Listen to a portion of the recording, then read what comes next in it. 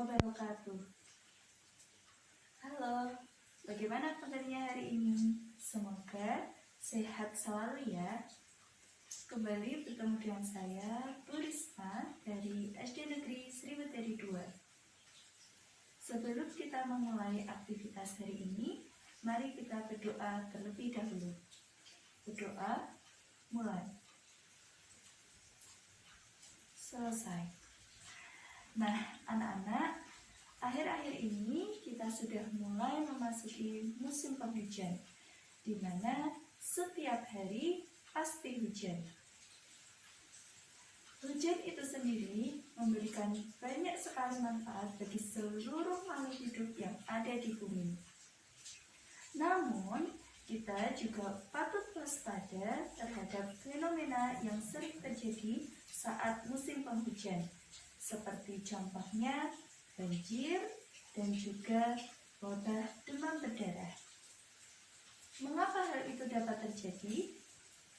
Lihat saja, sungai yang seharusnya untuk mengalir air justru digunakan untuk membuang sampah. Sampah tersebut menghambat aliran air sehingga menyebabkan terjadinya banjir. Selain itu, tumpukan sampah tadi juga menjadi sarang nyamuk penyebab demam berdarah. Lalu, apa yang harus kita lakukan? Nah, sebagai pelajar Pancasila, kita harus selalu peduli terhadap lingkungan sekitar. Bagaimana cara kita untuk mewujudkan rasa peduli terhadap lingkungan? Nah, itulah hal yang akan kita pelajari hari ini. Salah satu cara kita mewujudkan peduli terhadap lingkungan adalah dengan memilih dan mengolah sampah. Sebelumnya, kita harus tahu apa itu sampah.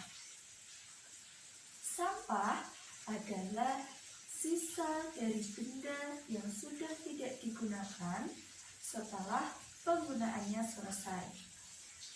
Nah, berdasarkan sifatnya, sampah dibagi menjadi 3 jenis. Yang pertama, sampah organik. 2, sampah anorganik.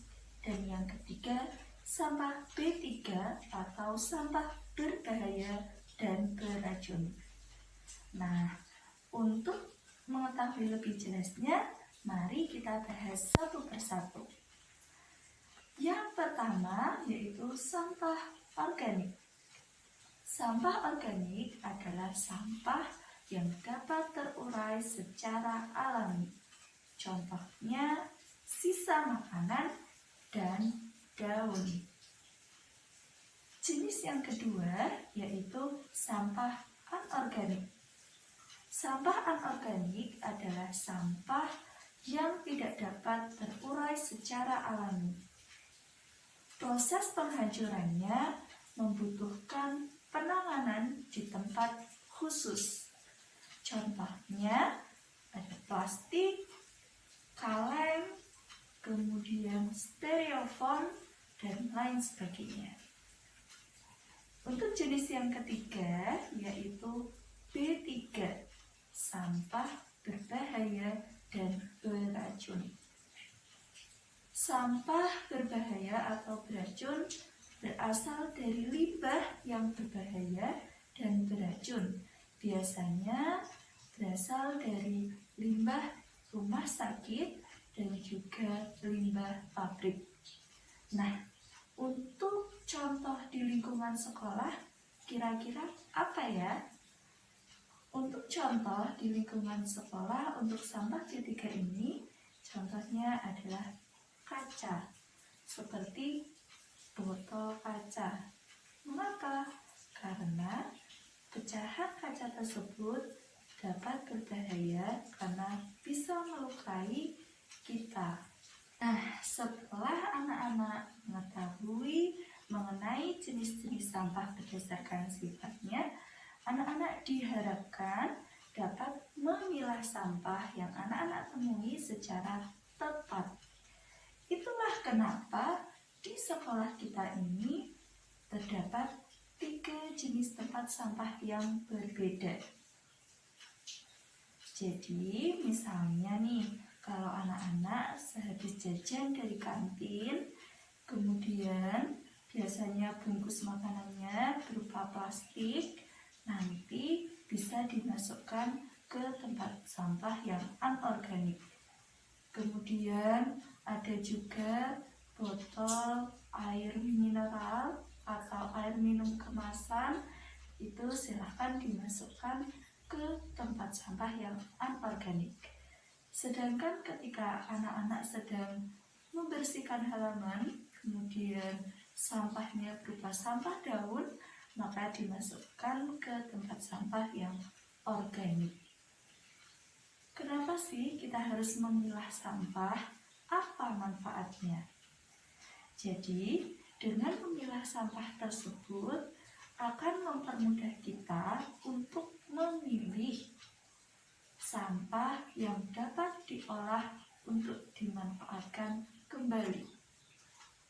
Seperti tadi, sampah organik, daun, sisa makanan dapat dimanfaatkan dan diolah untuk menjadi pupuk kompos. Sedangkan untuk yang sampah anorganik seperti tadi botol bekas air minum itu bisa digunakan untuk membuat barang-barang yang bermanfaat. Contohnya untuk tempat pensil, kemudian pot bunga, kemudian juga untuk kreasi-kreasi lainnya seperti kursi dan meja dari botol bekas.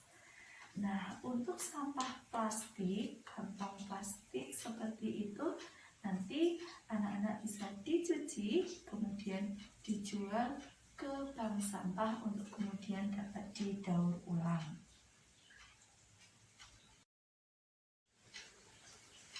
Nah, sebagai pelajar Pancasila, kita harus selalu peduli terhadap lingkungan. Salah satu caranya untuk mengurangi sampah.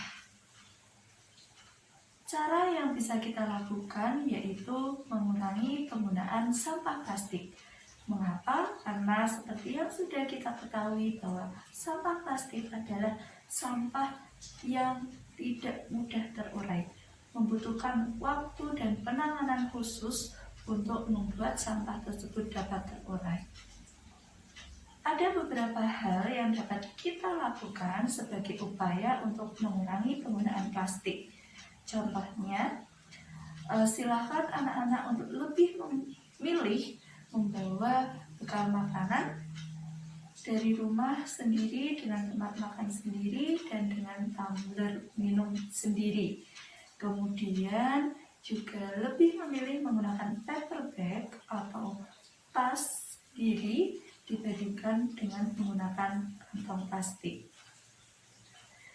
Itulah kiranya hal-hal yang perlu kita perhatikan sebagai generasi penerus bangsa untuk menjadikan bangsa menjadi lebih baik. Anak-anak, itulah yang bisa Ibu sampaikan. Semoga dapat bermanfaat untuk kita semua. Assalamualaikum warahmatullahi wabarakatuh. Sampai jumpa.